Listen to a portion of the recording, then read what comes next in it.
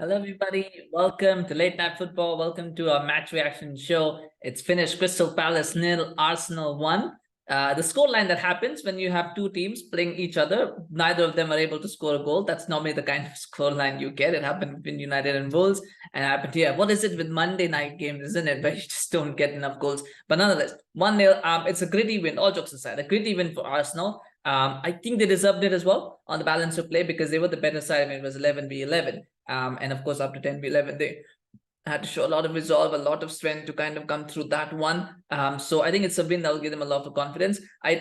Was the performance great? No. But then you're going to Selhurst Park, which is a tough place to go. And anyway, if you're Arsenal, when you're playing away from home, all you want is 3 points. Doesn't matter how they come, you take the 3 points. And I think that's what will please Arsenal more than anything else. It was the fact that they collected the 3 points from this game. Now, I mean, the two big talking points obviously happened in the second half. The first is the penalty. Was it a penalty on Nketiah? I believe it was. I don't think it was a foul on the Palace player. So therefore, the question becomes: did Johnstone upend Nketiah? Now, I will say this by saying I think Nketiah, made the most of it. But that being said, we see this all the time from goalkeepers. They keep coming out, rushing out, misjudge the pass. And all that the player does is pushes the ball away, then goes over and falls down. That's always a penalty. So it's the right decision. It's a penalty. And Johnstone should have been more wise there. I think he should have been more careful with what he was doing. He had to be either he had to rush out quickly, or he had to be more.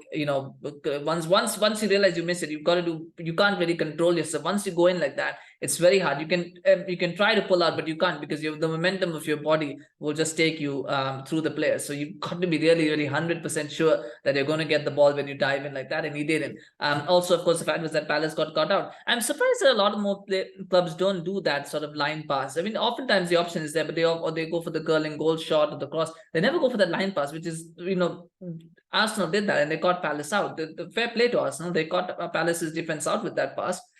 It's surprising that more teams don't do it, but it was a good routine and it completely caught Palace by surprise. Penalty, and Odegaard, of course, scored the goal.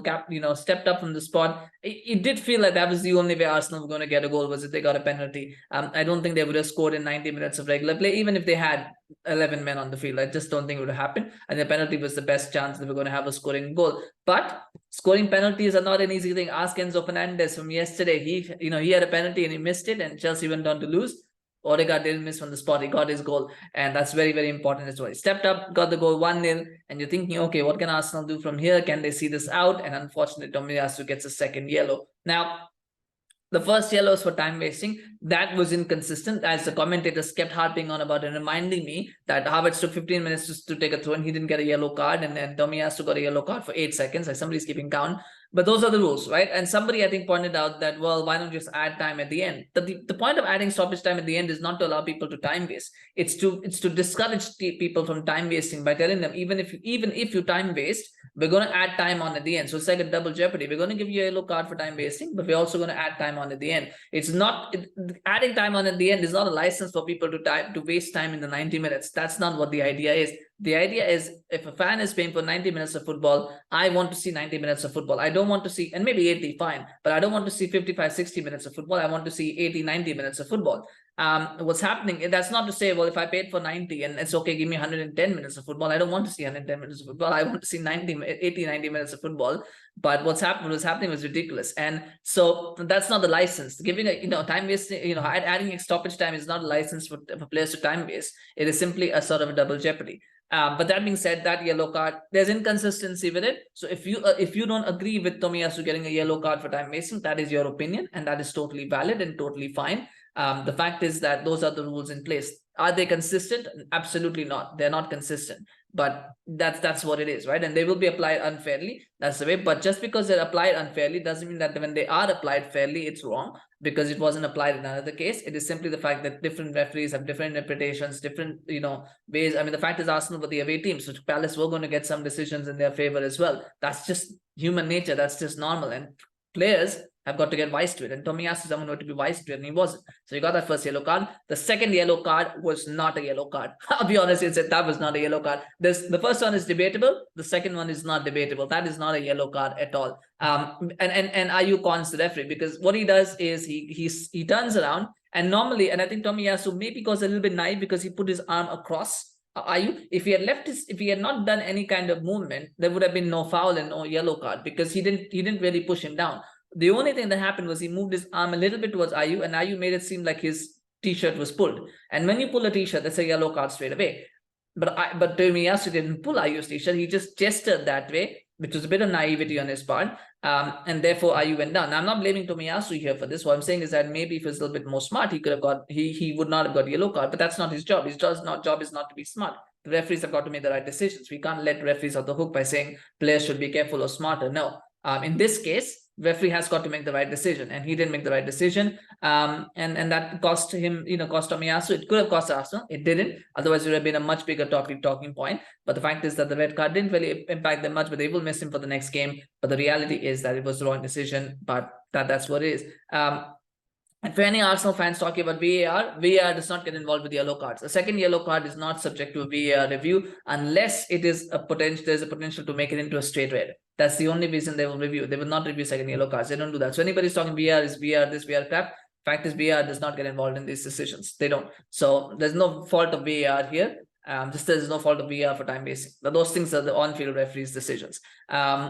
Whether they should be, that's a different question for another day, but they don't get involved in this. So that's what it was. But you know what? It was good for Arsenal. It's good practice for Arsenal in some ways. Yes, we probably wouldn't say that it had lost, but the fact is now they've come to 20 minutes playing with 10 men, and they've shown that they can do it. In a hostile derby atmosphere, away from home, they've done it, and that is going to give them a lot of confidence going forward. So take that as a positive. If you're an Arsenal fan, that your team was able to come to 20-25 minutes of being down to 10 men and coming away with a win in a hostile environment. That's definitely something that can be built upon for the season.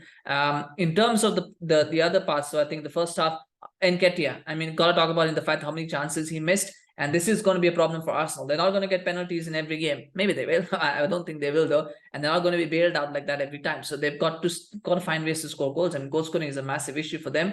And that is the only reason why I feel Arsenal cannot challenge for the title. They've got everything else. Got a very good midfield, a very good defense. As they showed today, they just don't have the strike force. And if you don't have a strike force, it really becomes very difficult to, because there will come a time where, your defense will get sloppy and will concede a goal. There will come a time when, an opposition team will really put you under the cosh. And really trouble you. In those moments, having a goal scorer who can get you a goal out of nowhere really makes a difference. And Arsenal just don't have that, and that is the issue. And Nketiah is not that player. I don't think Gabriel Jesus is that player either. I don't think Saka and Martinelli have got to that level where they can get goals out of nowhere. It's just consistently. And that's the difference, isn't it? And therefore that's why I feel. But nonetheless, I mean, it's there's still early, there's still time. It's only 2 games in. We don't know what's going to happen. Obviously, players are going down with injuries like 9 pins these days. So maybe there'll be enough injuries for other teams around Arsenal to kind of get through. But I just felt that today was one of the illustrations of why Arsenal, for me, will struggle to finish top of the table because the lack of a strike force.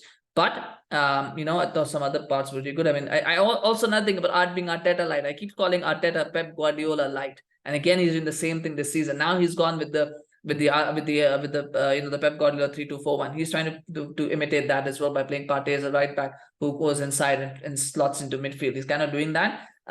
Again, I don't think that's not the way to go. But Arsenal, I think, like I said, Arteta has got to find his own style and his own vision rather than always trying to copy Pep Guardiola. But I feel like he's still trying to do that. He's still trying to copy Pep Guardiola. It's not going to work.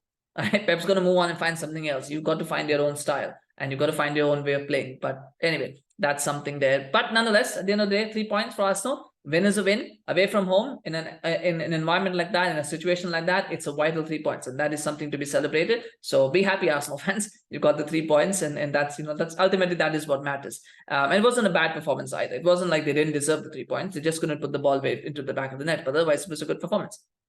It wasn't like the last week United performance where they won 1-0 but never really deserved to win it. So that's definitely something for Arsenal to build on. So share your thoughts, of course, on the game. Let me know if you agree with me, disagree with me, the decisions, the referee decisions I've talked about. Do you agree with me? Do you disagree with me? Let me know in the comments. Always love to hear your thoughts.